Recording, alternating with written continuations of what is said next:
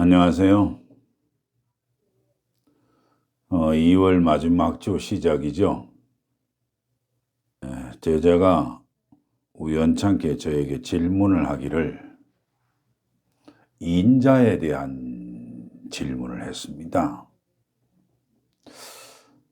그래서 제가 원래 해야 할 설교 제목은 아닌데 실생활에 크게 도움이 되지도 않고 지식만 자꾸 전달하는 그러한 기독교만의 그 말장난 비슷한 그런 것을 제가 하기를 굉장히 주저하는데 어차피 제자가 질문을 했기 때문에 그에 대한 대답을 한번 해보고자 합니다. 기독교에서 예수가 말한 것 중에는 특이한 단어가 하나 있는데 그것은 인자, 사람 인자의 아들자. 그래서 해석 자체는 사람의 아들입니다. 그 다음에 그 유교에 가면 인자가 있죠. 어질인자의 놈자자. 그래서 인자가 있는데 여기에서 먼저 그 수정을 해서 들어갈게요. 사람의 아들이라 할 때 예수께서 사람의 아들이라고 말할 적에는 우리가 보통은 글자 그대로 그러니까 인자 이렇게 얘기가 되어 있는데 실제로 예수께서 인자라는 말씀을 하실 때는 꼭 한 사람을 가르치는 전치사가 아니죠. 그 정관사가 하나 더 붙어요. 그래서 반드시 뭐라고 부르냐면은 그 사람, 이 사람, 바로 그와 이가 앞에 빠져 있습니다. 그렇기 때문에 사람의 아들이라고 할 적에는 꼭 한 사람을 가르치죠. 그래서 그 사람이 나오는 그 성경 구절을 앞뒤 맥락을 살펴보면 꼭 뭐와 같으냐 하면은 우리가 뭐 대중연설을 할 때 제가라고 하는 이런 말을 잘 하지 않고 이 사람이 라고 주로 얘기를 하잖아요. 자기가 자기를 이 사람이 무엇인가를 해보겠습니다. 뭐 이런 거. 또 혹은 또 뭐라 그래요? 본인이 왜냐면 자기가 공식적으로 데뷔를 할 때 대중에게 정치적으로 선언하는 단어가 본인이라고 하는 말을 하죠. 그래서 이러한저러한 맥락을 따져보니까 이제 심지어는 어떤 목사님들은 그래도요. 이것은 자기가 스스로 왕이기 때문에 그 왕을 자기 자신을 가리킬 때 짐이 뭐 이란다고 그래서 짐이라고 얘기를 하지만 그거는 기독교적인 메시아적인 냄새가 많이 나기 때문에 그런데 어떤 면에서 봤을 적에는 메시아적인 면이 많기 때문에 짐이라고 해석을 해도 되겠죠. 근데 저는 우리 평이하게 이 사람이라고 하는 그것을 주로 이 얘기를 하고 봐요. 그래서 그 다음에 유교에서 나오는 인자는 우리가 흔히 인자다. 제자가 인이란 무엇입니까? 이 얘기를 할 때 공자가 우리한테는 알아듣는 둥 마는 둥 알아듣는 둥 마는 둥 하면서 제자들을 이런저런 평가를 할 때 결론은 뭐냐면 인한 사람은 아니다. 무엇은 훌륭한데 인한 사람은 아니다. 뭐 이런 거 계통적으로 얘기를 주로 하잖아요. 그렇다면은 한자 용어로는 어질인자라고 했지만 아마 공자께서 말씀하신 인이라고 하는 그 개념은 굉장히 범위가 넓다라고 하는 말을 하는 것 같죠.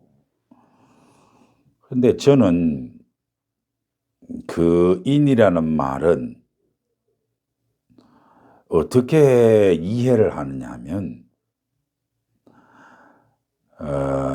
사랑을 바탕으로 하는 소통 능력, 이것을 저는 인하다 이렇게 얘기를 하거든요.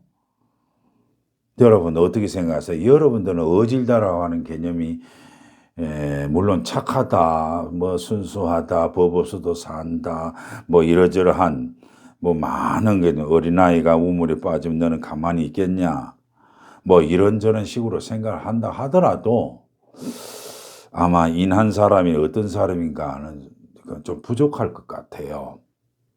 그래서 저는 일반 이제 성인으로 들어왔을 때는 인하다라고 하면 소통 능력이 아주 뛰어난 자, 이렇게 아마 생각을 하면 어떨까? 저는 그렇게 생각을 합니다. 그렇다면 이 성경의 본 맥락에서 왜 예수께서는 자기 자신을 보고 이 사람이라고 그랬겠느냐 하는 얘기죠.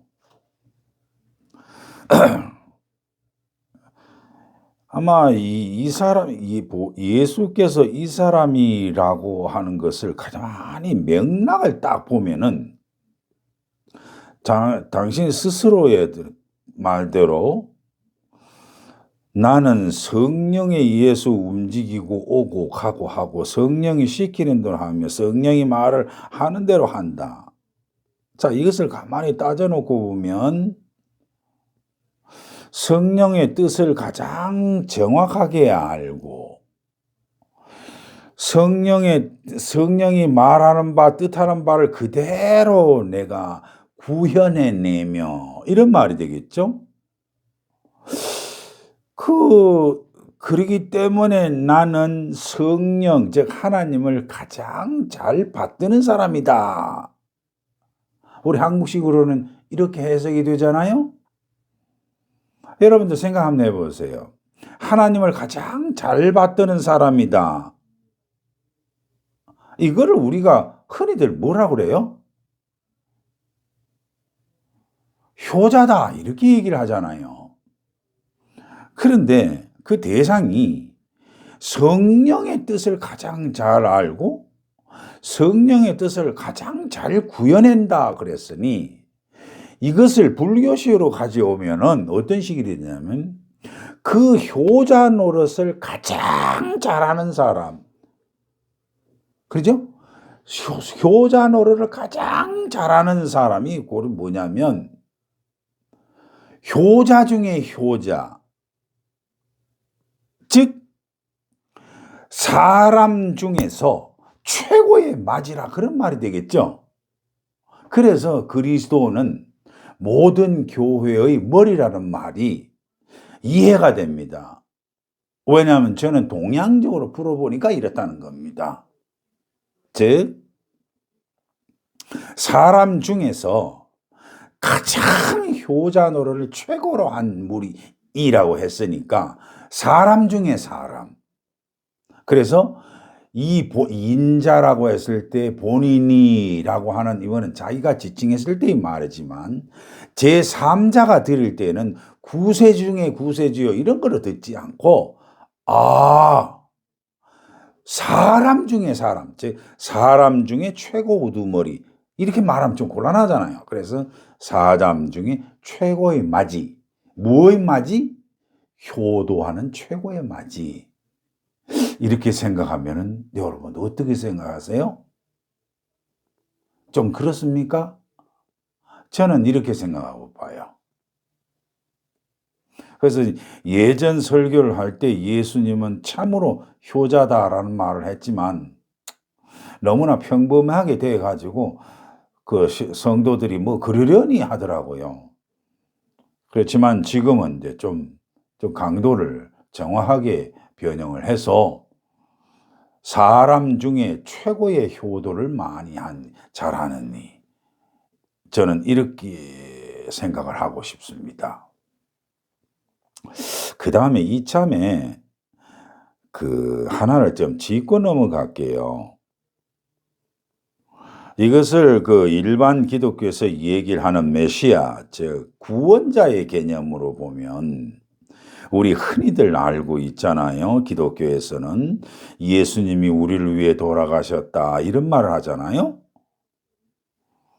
이것을 더욱더 좁혀보면은 예수님이 나를 위해 돌아가셨다가 되죠. 그런데 이거를 말이죠. 나나 우리나 세상 사람 이렇게 따지지 말고 이것을 역으로 이웃 종교의 교주를 여기 한번 넣어 봅시다. 어떻게? 불교의 석가모니는 우리를 위해 돌아가셨다가 되죠? 그렇다면 불교의 석가모니는 우리를 위해 돌아가셨다? 경전으로 보면 논리가 맞습니까? 좀 이상하잖아요. 여러분 이거 한번 해서 이렇게 한번 넣어봤어요? 한번 해보면 여러분 스스로도 한번 느껴보세요. 그 다음에 여기에 육의 공자를 한번 넣어봅시다. 육의 공자는 우리를 위해 돌아가셨다.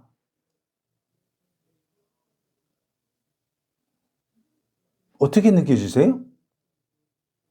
그러면 논어서부터 출발하는 사서 삼경에 이르게 지나서 13경에 다 읽었다고 했을 때 여러분들 이 개념이 좀 앞뒤가 맞다고 여러분들 좀 느껴지세요?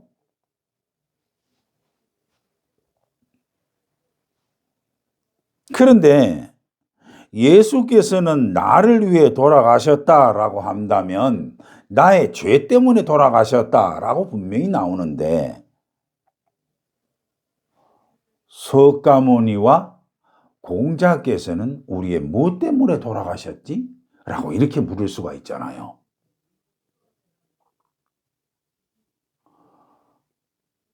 그 무엇 때문에 돌아가셨지? 라고 하는 것은 각각의 유교의 경전과 불교의 경전을 통해서 여러분도 스스로 한번 찾아봐요.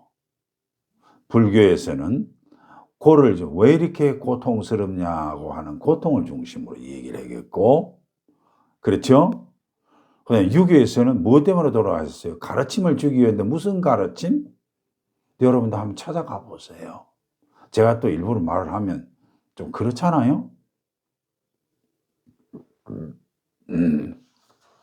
여러분 스스로도 한번